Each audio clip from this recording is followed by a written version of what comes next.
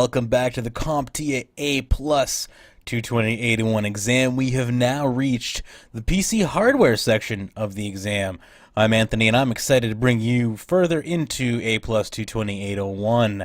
So let's get off. I'm also going to try, I've noticed in the past videos I've been a little bit fast with my words, and that's probably not good for anyone. So I'm going to try my hardest to slow down my speech pattern so it's a little bit easier to kind of grasp what I'm saying and you don't feel like I'm just throwing a bunch of information in your face. It should also help me kind of collect my thoughts together and say more meaningful things. So we're going to go along here and start with understanding the BIOS, one of the mainstays of a computer. And honestly, without a BIOS, your computer would really not know what to do with itself. So let's talk about the BIOS. So let's see, when does a computer know that it is a computer?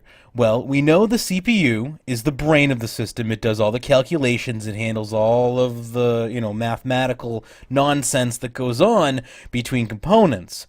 But it needs some way to know what parts it has to work with. It needs to know how to communicate with those parts, such as the keyboard, displays, drives, memory, etc. So how does it go about doing that? Well, when the computer comes on, the CPU needs instructions. So it needs to know what devices are available, where these devices are, and how to communicate with them.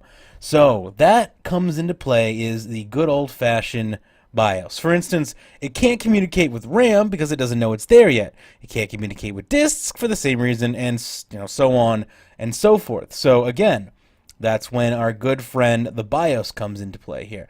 So BIOS steps in, and that stands for the Basic Input-Output Services. It's a collection of little programs stored on a read-only chip on the motherboard. And what it does is it basically provides some rudimentary instructions to the CPU, which is pretty much manufacturer specific to that motherboard. It will say, hey, your RAM channels are over here, and hey, you can communicate with the north bridge here and the south bridge here, and all that fun stuff.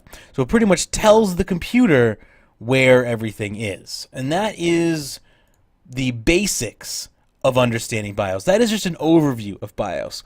We're going to go in depth into configuring BIOS in the next video. I just want to make sure everyone has a basic understanding of what the BIOS is, and now let's move along to configuring the BIOS.